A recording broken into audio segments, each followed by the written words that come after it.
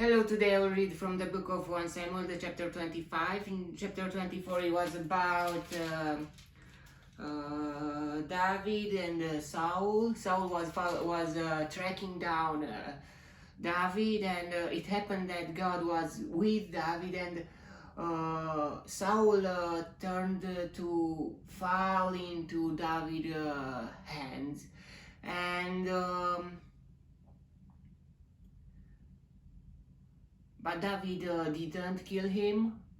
He just took a piece of a path from his Saul clothes, and to be to show him when he will meet after that he could kill him. Saul didn't know that David was in the cave too with his soldiers, but yeah, it was very interesting. And Saul became ashamed, and he turned back home.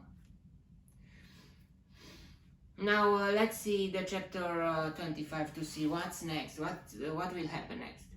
Now Samuel died, and all Israel assembled and mourned for him, and they buried him at his home in Ramah. Wow.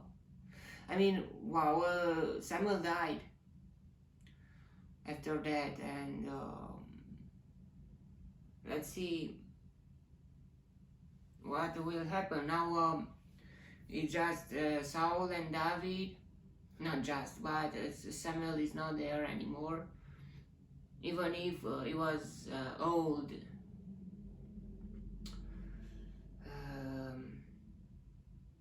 Then David moved down into the desert of Maon. A certain man in Maon, who had property there at Carmel, was very wealthy. He had 1,000 goats and 3,000 sheep, which he was sharing in Carmel. His name was Nabal, and his wife's name was Abigail. She was an intelligent and beautiful woman, but her husband, the Calebite, was surly and mean in his dealings. Wow. I mean, her wife was her wife kept the house. She was the pillar of that house. While David was in the desert, he heard that Nabal was shearing sheep. So he sent 10 young men and said to them, "Go up to Nabal at Carmel and greet him in my name.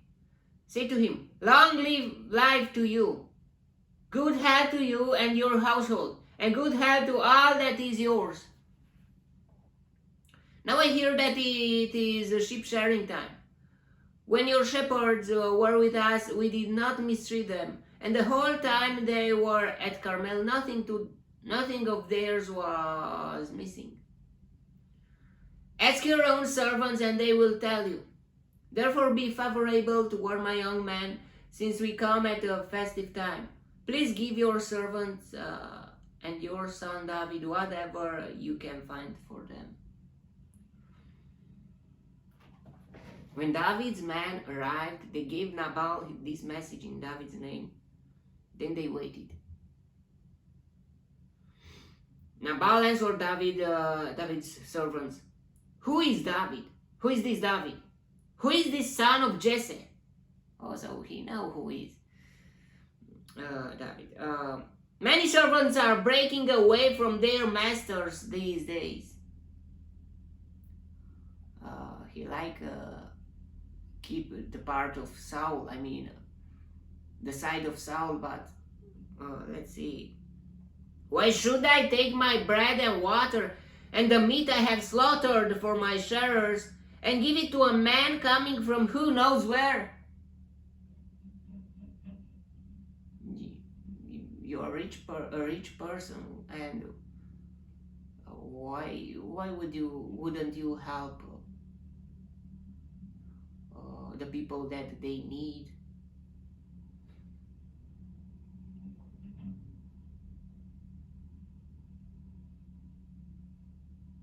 Yeah, and the other side is a bit okay, if someone is begging at you, you have the right to say yes or no, to help or not.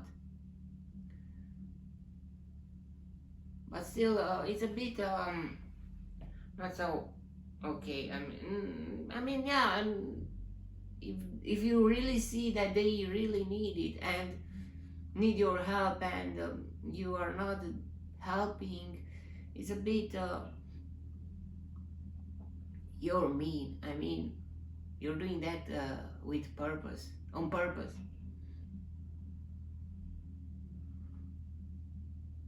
Oh, but at the same time, it's a bit, it's your decision, and you're not.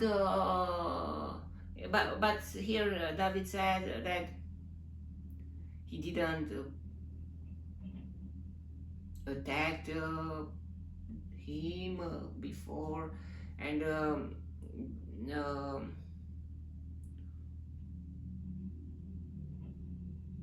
somehow they helped him by being there. Other enemies, other thieves couldn't stole from Nabal.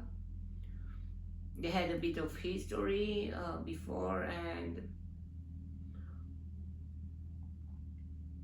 yeah, but if someone is helping you, are you I don't know, are you obligated to help him or not? Yeah, but it's still a bit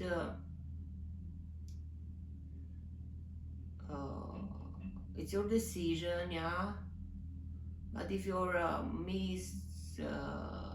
treating them or something, it's still your decision, and it's a bit maybe not okay.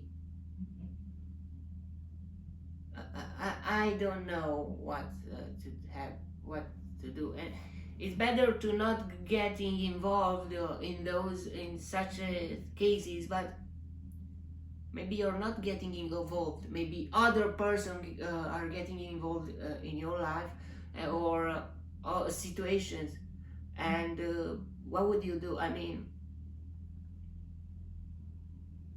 it's a bit of interesting thing here.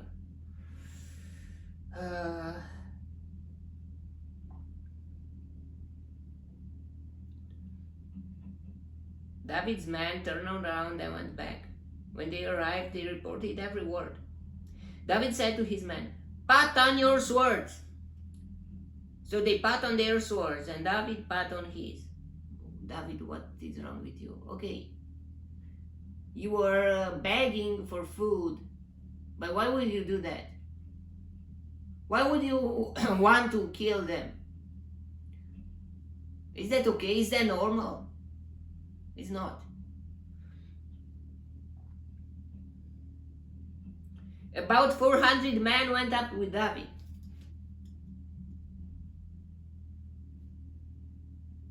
while 200 stayed with the supplies.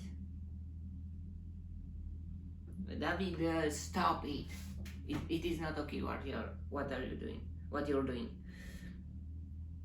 One of the servants told Nabal's wife Abigail, "David sent messengers from the desert to give our master his greetings, but he hurled insults at them." Yeah, maybe he insulted them too. Yet these men were very good to us. They did not mistreat us, and the whole time we were out in the fields near them, nothing was missing. Night and day they were a wall around us. All the time we were herding our sheep near them. Now think it over and see what you can do, because disaster is hanging over our master and his whole household.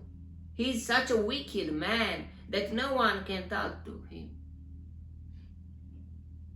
Abigail lost no time.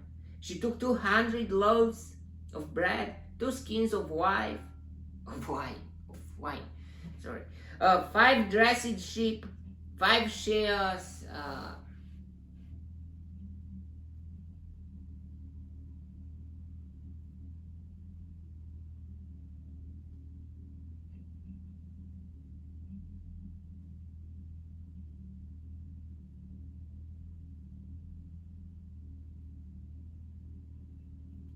5 c of roasted grain.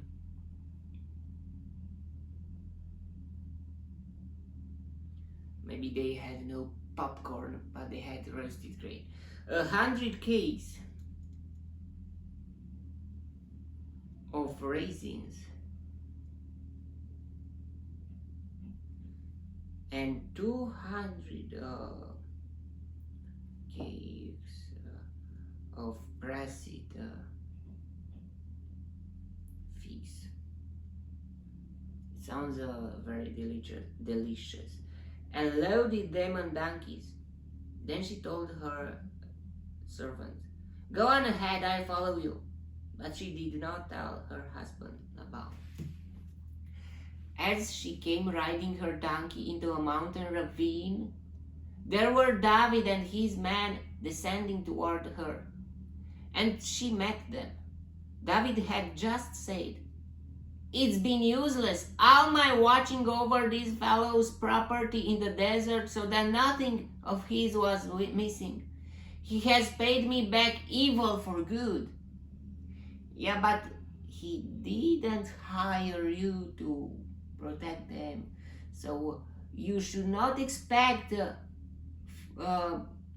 you should not force someone to help you, even if you helped them. It is not normal. You're not joking or playing with people. It's not playing. I mean, you should not expect, if you help someone, you should not expect from them to help you back. That is their decision, and you should respect their decision, because they didn't told you to help them. So it's still about their decision. If their decisions are right or good, that is their part. But your part is not to not expect. I mean, they are not obligated to help you, even if you help them.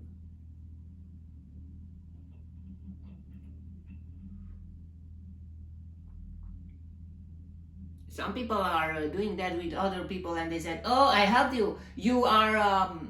They force you to help you back, to help them back, or to do something that because they helped you before or something. No, you are free.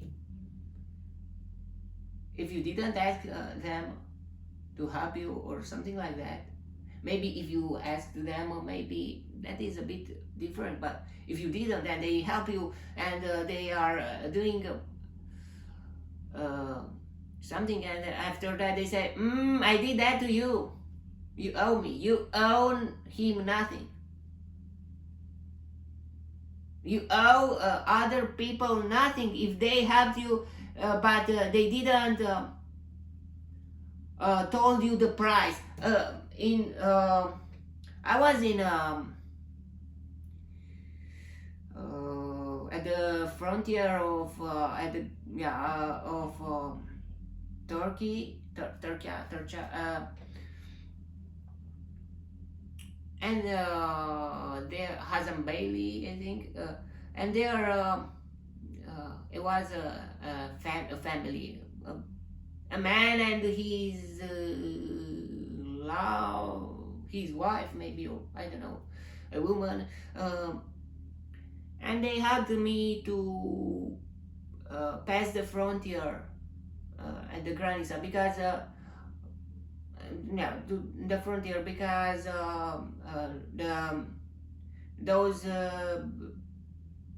the people from there, the militaries,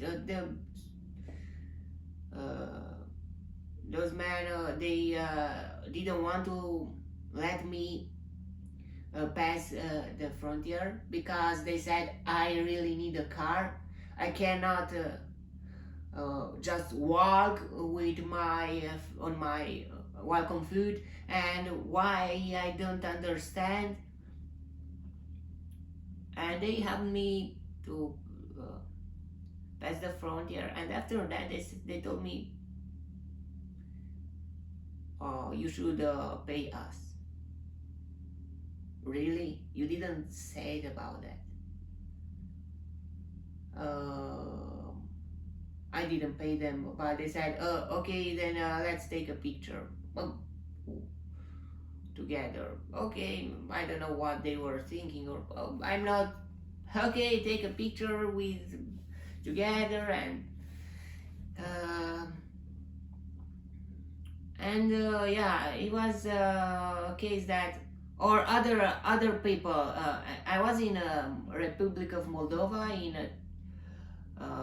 Chisinau, and I wanted to come in Romania, but I had not enough money, or no money, I don't remember, and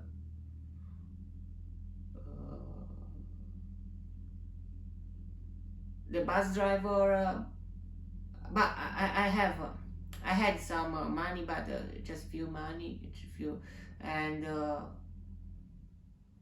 it was not enough, but the bus driver, okay, get in. But on the way through there, through the frontier of Romania, they shared their cigarettes to all the people to pass legal the frontier with each person two packets of cigarettes or something like that.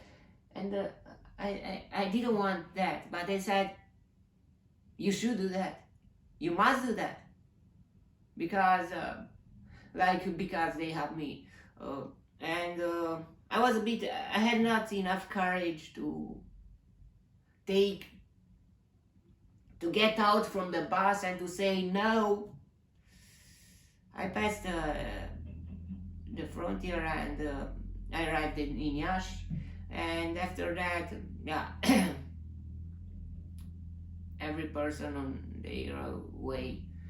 But they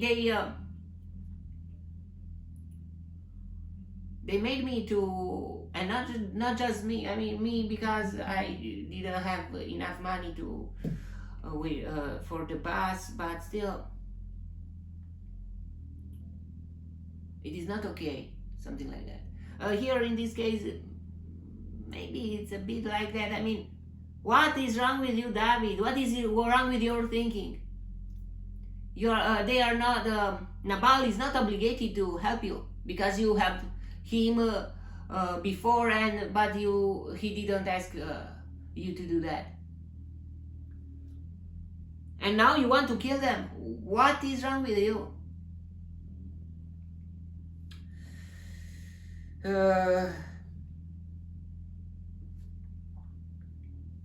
And loaded them on donkeys, the goods.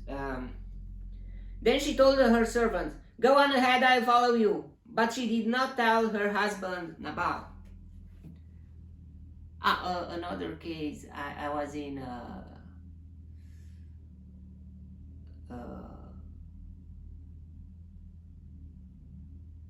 capital city of Ukraine, in Kyiv, and there some people helped me with by staying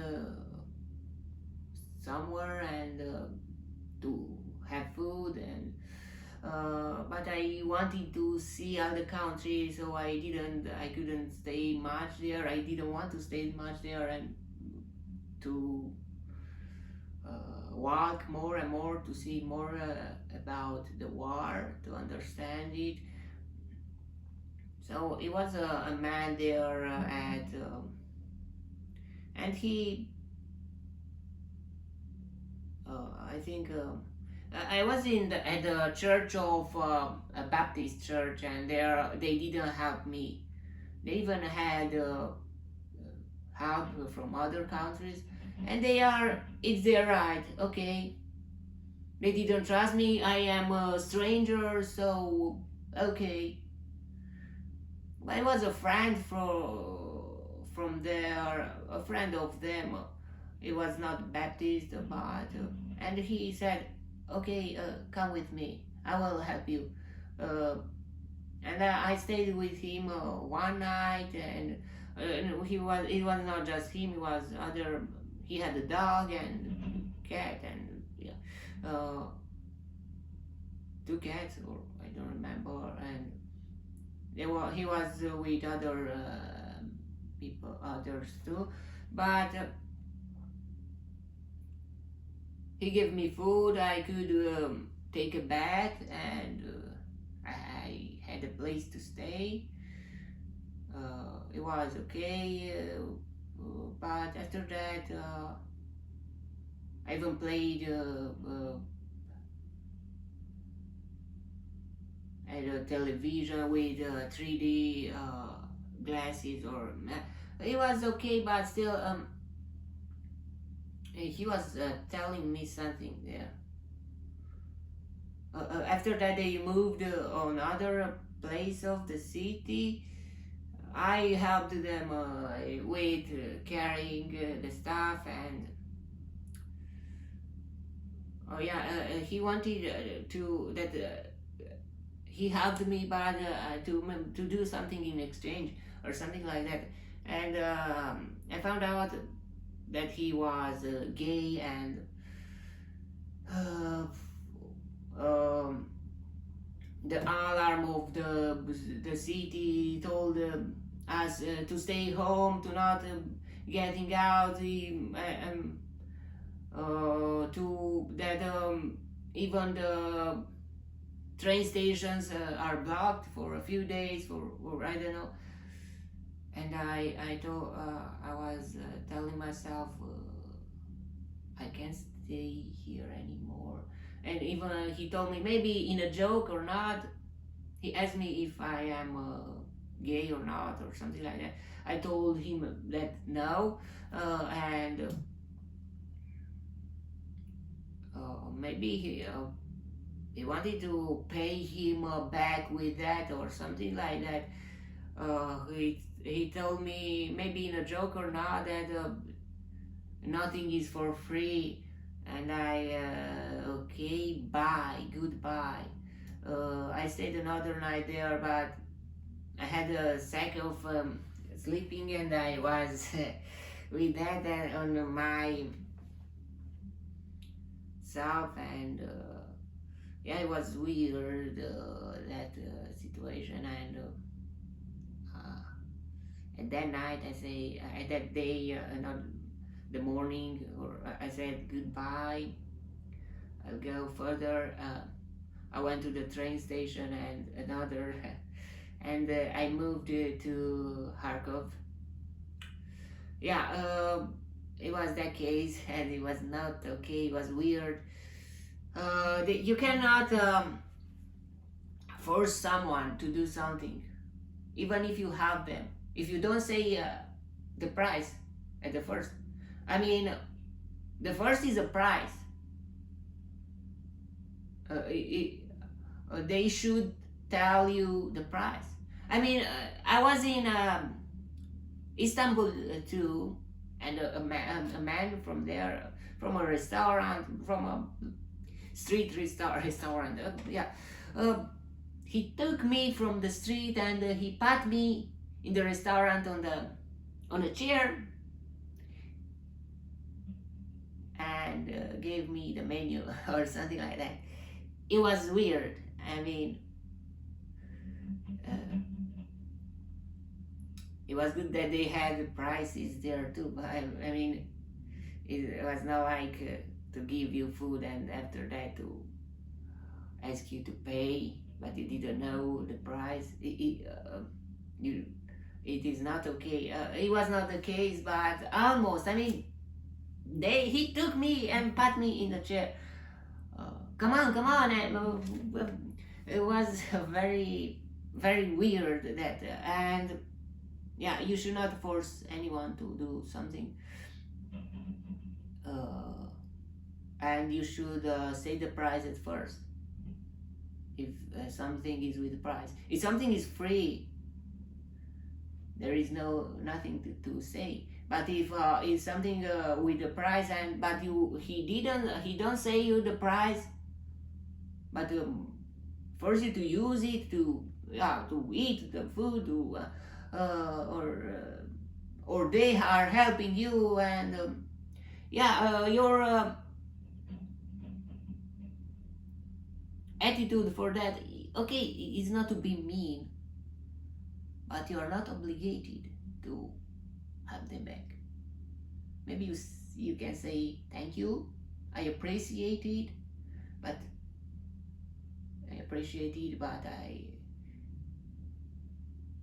what if I have nothing to pay you with your life or something? No,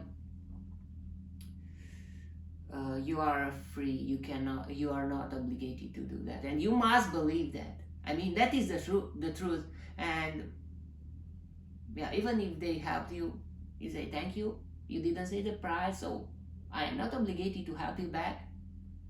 I am not doing evil to you by you help me and I give you back a bad thing.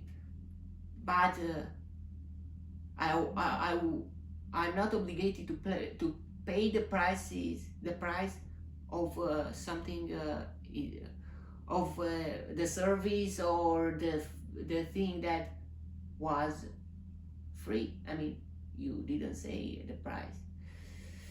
And yeah, let's continue.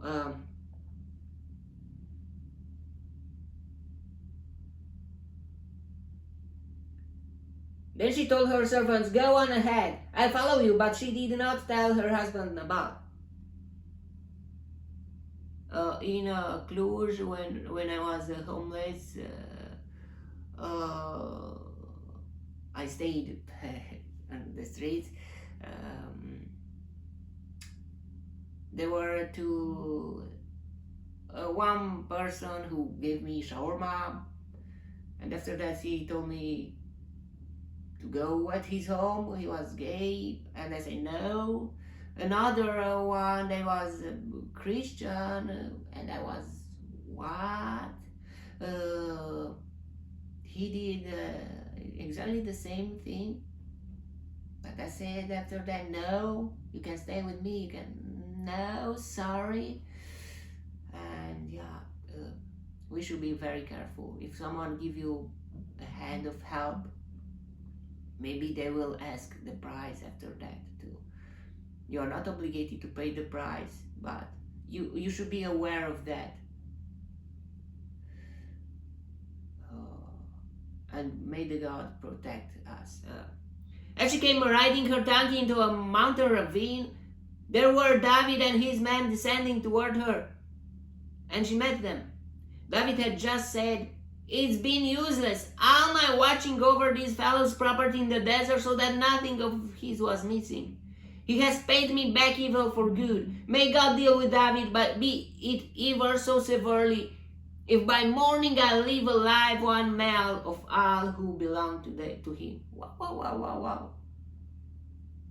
You swear to the God something that is against God. I mean, you want to kill them because they didn't help you back, but did they ask you their help?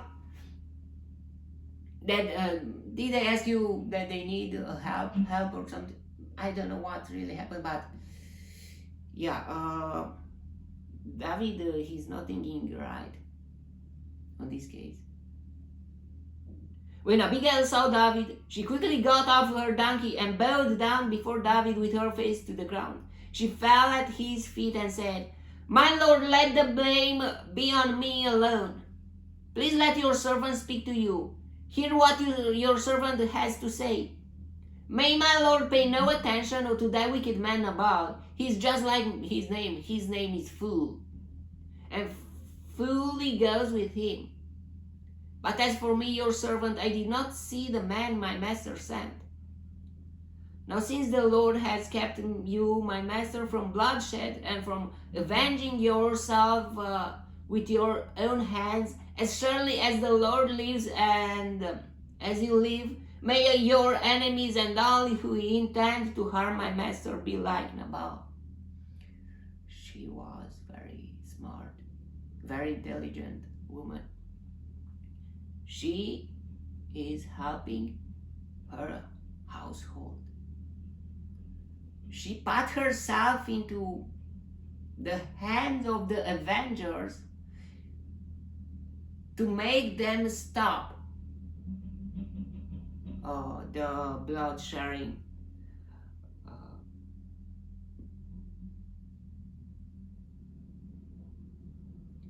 And let this gift which your servant has brought to my master be given to the men who follow you. Please forgive your servant's offense, for the Lord will certainly make a lasting dynasty for my master, because he fights the Lord's battles.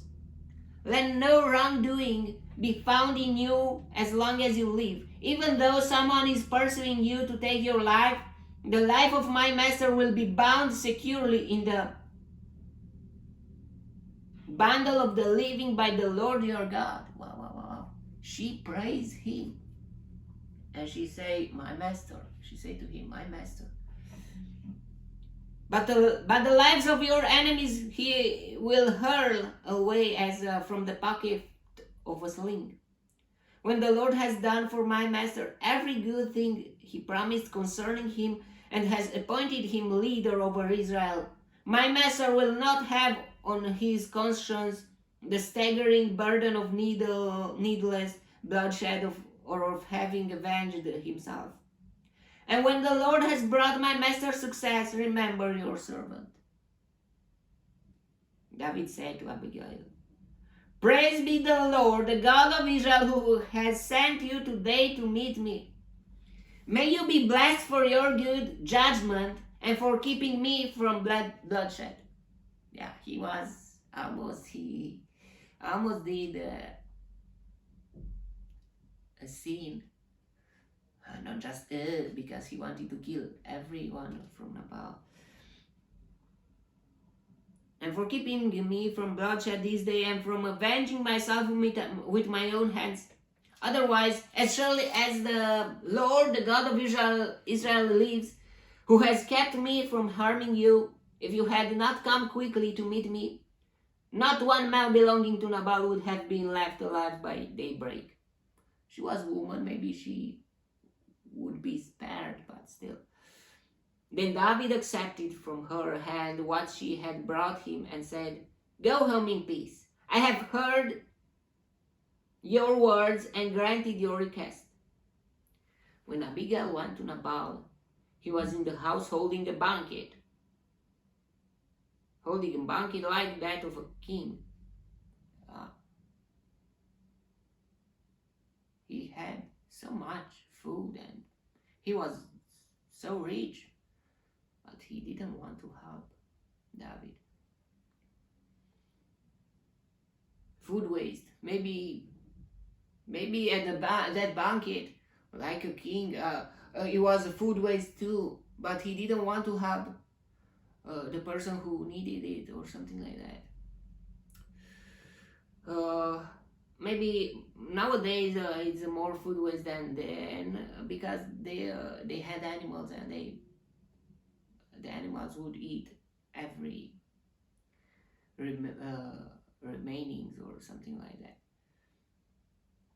Here, lots of people are living in cities, and it's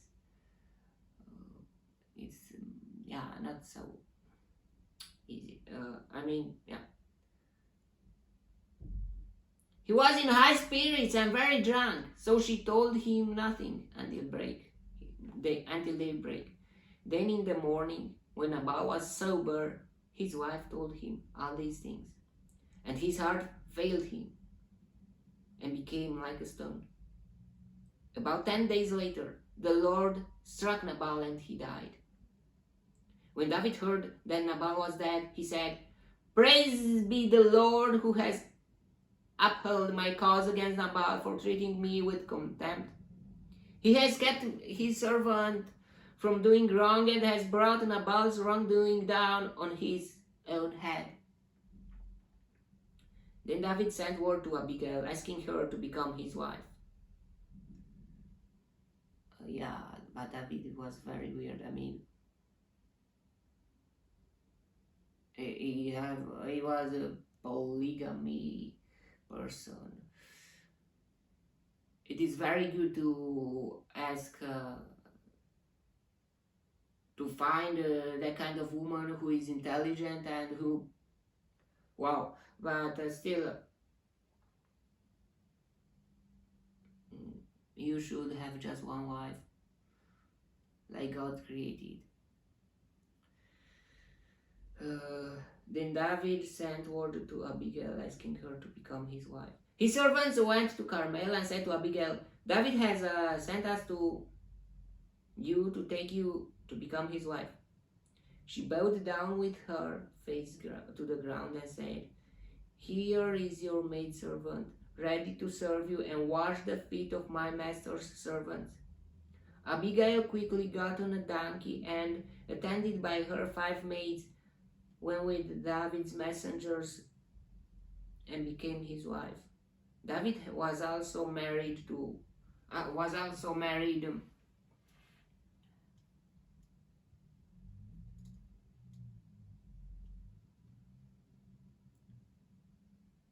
Ahinoam of Jezreel, and they both were his wives. But Saul had given his daughter Michal, David's wife, to Paltiel, son of Laish, who was from Galim. Yeah, he was. How could you do that? I mean, she's married. It was David's wife and his first wife, and look what, so much immorality. And yeah, but it was not David's fault on that, because it was Saul's daughter, and yeah.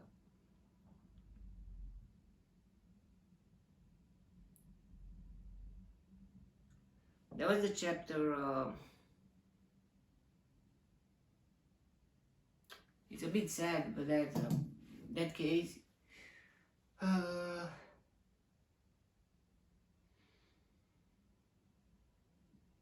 But we should understand the level of their understanding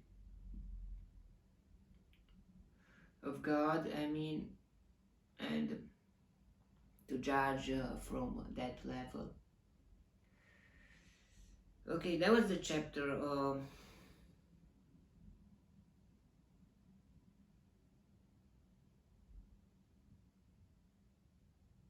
To have more wives, it is more moral, I think, than to get divorced or something like that. To get divorced and marry again and again and something. Yeah, it's more better to have the wives. I mean, it's more moral. It's not okay. I mean, that's not what God created, and we will see what Jesus will say and what Genesis say, and but still we are at that level, and yeah, or to make immoral things like in this life, like in this society, without marriage, to sleep with sleeping persons together, or yeah, it is not okay. From if we put on that versus polygamy, the polygamy is not such immoral like that from outside what is happening, because yeah, all are their wives and from men, and yeah, but it's very weird because from the man perspective, but from the woman perspective, it is not okay.